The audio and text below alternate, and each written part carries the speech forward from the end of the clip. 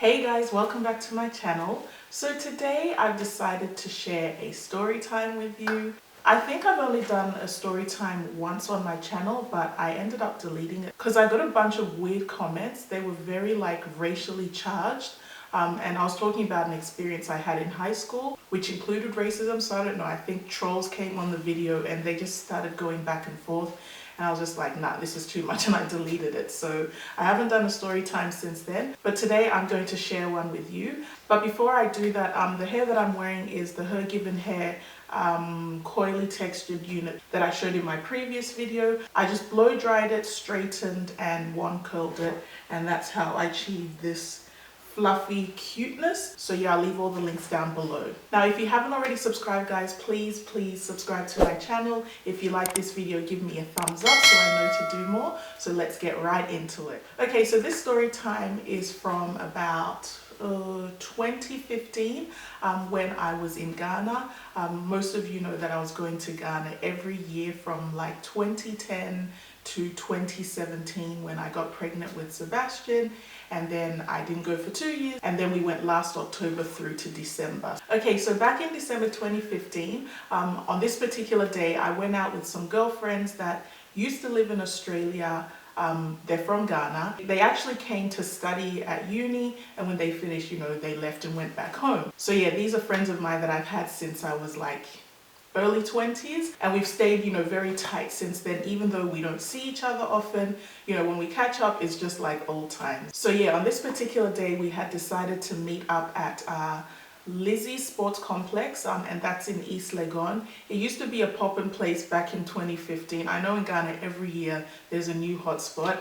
So back then that was a pretty good spot to go chill out and hang out. It was set up with a bar, restaurant, then there was a big pool and you could lounge outside around the pool. Nobody ever used the pool, obviously, but people went there to chill and hang out and catch up with friends. So on this particular evening we decided, okay, let's all catch up at Lizzie Sports Complex. We all got there, we were inside having a good old time, laughing, swapping stories, reminiscing on our younger days. So yeah, we were chilling, having a good time, and we probably got there about maybe 6 or so in the evening, and we stayed there pretty late, probably till about 11 p.m. And I mean, yeah, it was late, but it wasn't too late. Now, I can't remember how we all got there. I think I came in a cab, and I know one of my friends drove, and I think maybe the other two came together as well. But yeah, when it was time to leave, 2 of us were going with one of my friends, and the other one was getting picked up by her husband. So yeah, we finished having a good old time, and then the friend of mine who had the husband, she called him and he said he was on his way. So when he was getting close to getting there, we walked outside and we're just chit-chatting outside by my friend's car who we were going home with. So yeah, my friend's husband pulled up, we said our goodbyes, we'll catch you later, that sort of thing. And then it was left with the 3 of us. So the friend of mine whose car it was, she proceeded to the driver's side, she stuck the key in the ignition and turned it, and nothing happened. And she's like, oh Charlie, it's my battery again. I've been having issues with my battery. So she popped the bonnet, and she had a little 4x4. So she was like, let me just go and fidget with it a little bit and, make sure everything is plugged in properly. Because obviously that was the issue she was having, is that the plugs were disconnecting or whatever. So when she went to start it, it wouldn't start sometimes. So she proceeded to the front of the car. She popped the bonnet and she was like, oh my goodness, Charlie, my battery is gone. And we were like, what? Because the 2 of us were sitting in the car ready to go. So we walked out and we came around to the bonnet, and lo and behold, the entire battery was missing from the bonnet of the car. And we were like, what?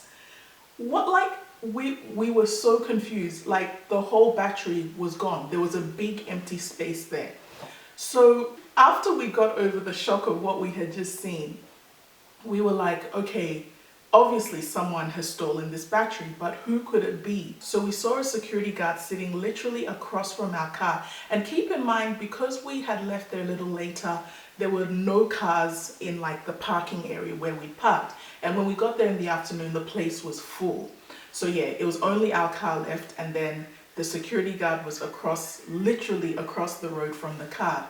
So we went up to him, we were like, did you see anyone drive by this car, take anything from this car? And he's like, I didn't see anything. Some old man. So yeah, he didn't see anything. And we were like, okay, so our car is the only car there. This is the security guard. He has to have seen something, but yeah, he wasn't going to say whether he did or he didn't. He just said he didn't.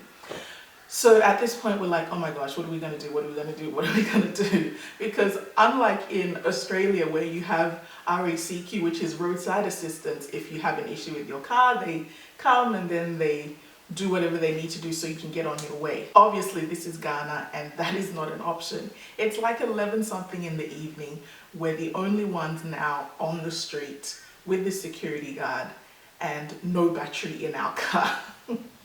So after panicking a little bit, we were like, okay, our friend who left with her husband were like, okay, let's just call her and see what we can do. So we called our friend, and by then she'd actually gotten all the way home, and we told her what had happened, and she's like, oh Charlie, and you know, between the laughter and like, oh my goodness, she was like, okay, let me get my husband to come back. And fortunately, her husband had a spare battery at home, and we were like, thank goodness. I don't know how that was possible, but he had a spare battery. So he came all the way back to us, put the battery in, connected it, we started the car, and it worked. We were so happy and so relieved. So after giving him many, many thanks, yeah, we went on our way, and then my friend dropped me off and I caught a cab the rest of the way home, and she went home to Teshi.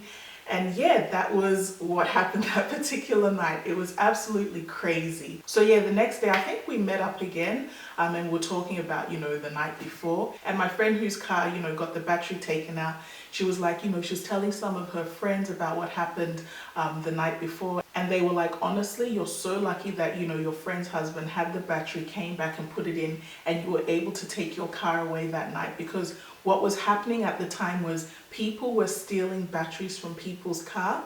And then obviously, if you don't have a battery and you can't move the car, you would leave the car there, catch, you know, a different form of transport home, and then obviously come back for your car the next day. But when you would come back for your car the following day, they would have taken all the parts out of your car and you'd be literally left with a shell of a car. So we were so lucky our friend's husband had the battery. So yeah, that's the time that the battery got jacked out of the car that we were supposed to drive home in. So yeah, crazy times. So yeah guys, that's my story. Thank you so much for watching.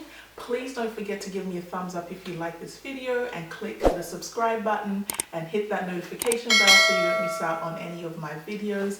Thank you so much for watching guys, and if you want to hear any more story times, let me know down in the comments section below. Also, if you've had any crazy stories happen to you on a vacation or a time you went to Ghana, let me know down in the comments section as well.